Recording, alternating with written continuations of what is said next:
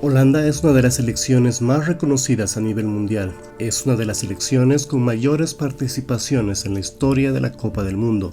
Hasta la fecha ha participado 10 veces de la fase final de los mundiales. En Qatar tendrá su 11ª participación luego de estar ausente en Rusia 2018. Holanda se ha ganado a pulso el título de la naranja mecánica luego de haber revolucionado el fútbol de selecciones en la década de los 70, en donde a pesar de haber llegado a las 2 finales de la Copa del Mundo de la década de manera consecutiva, no logró consagrarse como el campeón del mundo. A pesar de haber sido la mejor selección de la década, el título de campeón aún es una tarea pendiente para el combinado holandés. Holanda forma parte del grupo selecto de selecciones que, a pesar de haber marcado una época en los mundiales, se han tenido que conformar con el segundo lugar. De este grupo forman parte Checoslovaquia, Hungría y Holanda, selecciones que han demostrado que el subcampeonato también puede dejar a un equipo en la historia de los mundiales. Si bien, como hemos mencionado, Holanda tiene la tarea del título mundial pendiente, si bien no ha logrado consagrarse con el máximo título de los mundiales, nadie puede negar que méritos no le han faltado. Es una selección recordada como una de las mejores de la historia del fútbol, y hoy en Planeta Fútbol te contaremos el por qué Holanda ha marcado época en los mundiales. Hoy te contaremos la historia de cómo Holanda pasó de ser una selección totalmente desconocida a convertirse en un ícono del fútbol mundial. Te contaremos la historia de la naranja mecánica. Comencemos. No te olvides darme un like en el video, suscríbete a mi canal para que no te pierdas las mejores historias de los mundiales.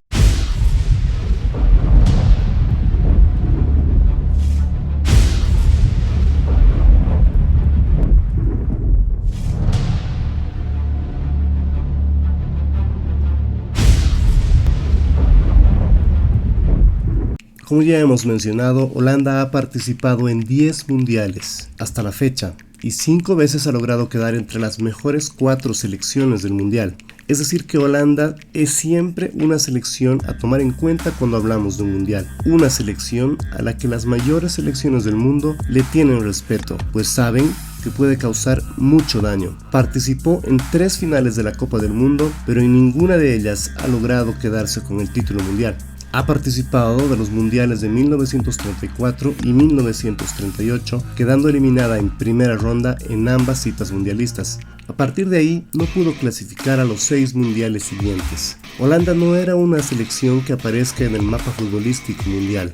Esto hasta 1974, donde no solo regresó a la Copa del Mundo, sino que estuvo a punto de quedarse con el trofeo mundial gracias a un revolucionario estilo de juego. Pero ¿por qué Holanda pasa de haber estado ausente por 6 mundiales consecutivos a tener un retorno tan impresionante? La respuesta es el fútbol total inventado por su director técnico, Rinus Michels. Michels fue reconocido en el año 2007 como el mejor técnico de la historia del fútbol. Fue un destacado futbolista durante los años 30 y 40, pero no solo eso, también fue basquetbolista, practicó natación y fue un disciplinado militar. Un deportista total que revolucionaría el fútbol a través del fútbol total.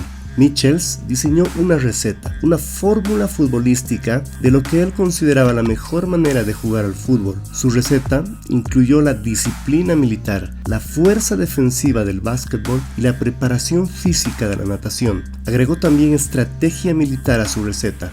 Comparó el fútbol con la guerra y como resultado cambió el estilo de juego en el deporte en sí mismo. Cambió la forma en la que el mundo jugaba al fútbol. A Michels le tomó algunos años desarrollar la fórmula perfecta de juego.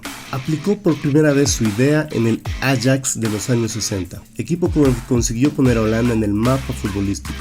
Su estilo de juego denominado fútbol total fue mutando y perfeccionándose poco a poco hasta convertirse en un estilo de juego totalmente innovador que cautivó al mundo entero. Este estilo de juego hizo que la selección holandesa de los años 70 recibiera el apelativo de la naranja mecánica, ya que el equipo funcionaba como una verdadera estructura. Los jugadores del equipo funcionaban como una máquina que se desenvolvía en perfecta sincronía.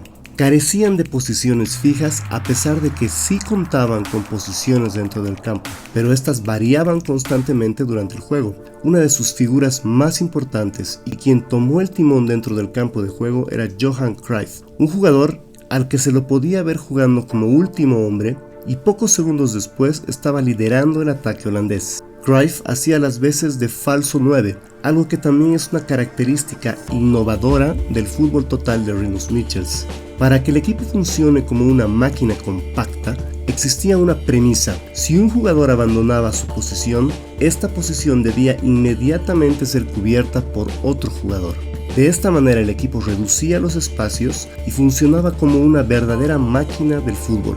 Pero eso no era todo.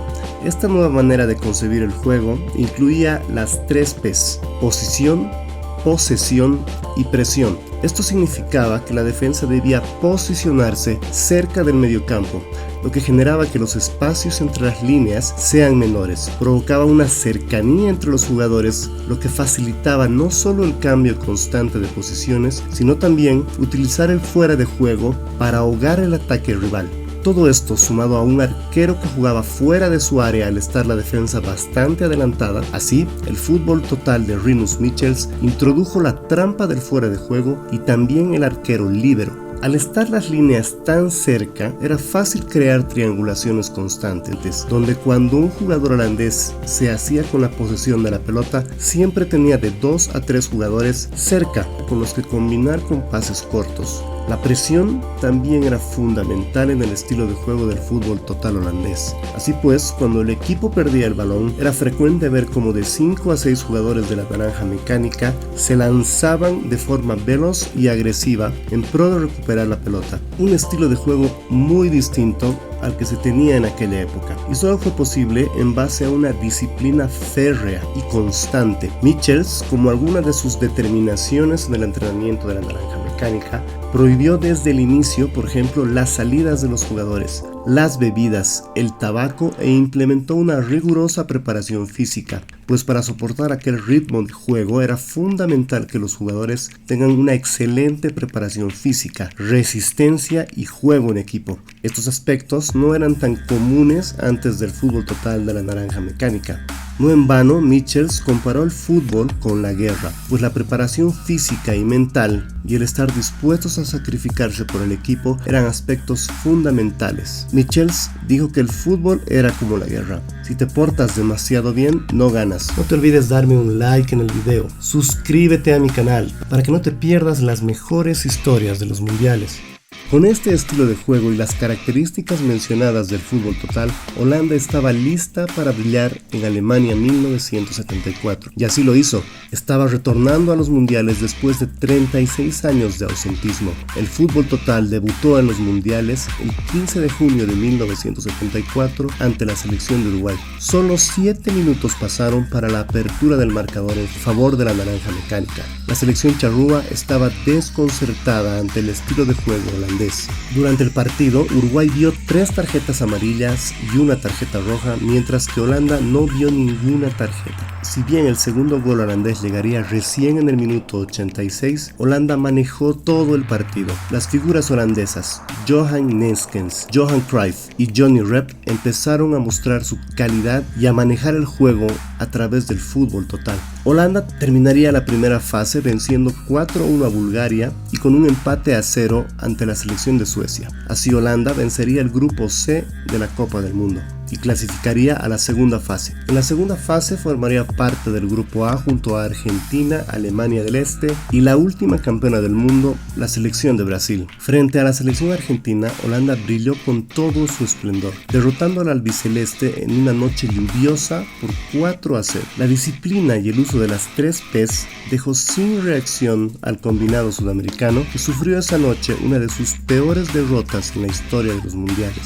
La presión constante y el cambio de posiciones desorientaron a la Argentina del 74.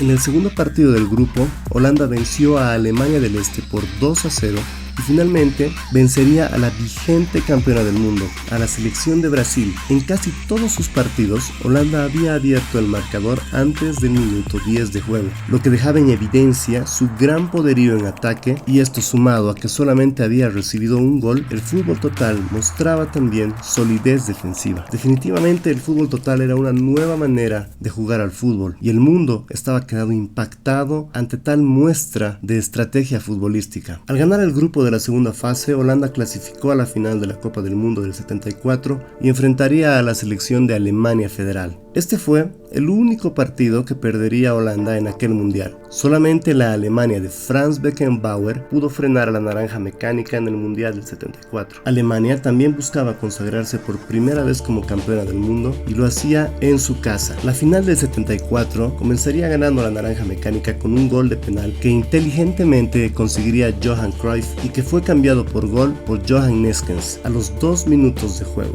2 minutos habían pasado y Holanda ya había abierto el marcador. A la postre, Neeskens, quien marcaría el primer gol de Holanda en aquella final, sería el goleador de la Copa del Mundo del 74. A los 25 minutos del primer tiempo, también desde el punto penal, Alemania conseguiría el empate. A partir de ahí, Alemania comenzó a manejar mejor el partido y Holanda parecía haber perdido la concentración.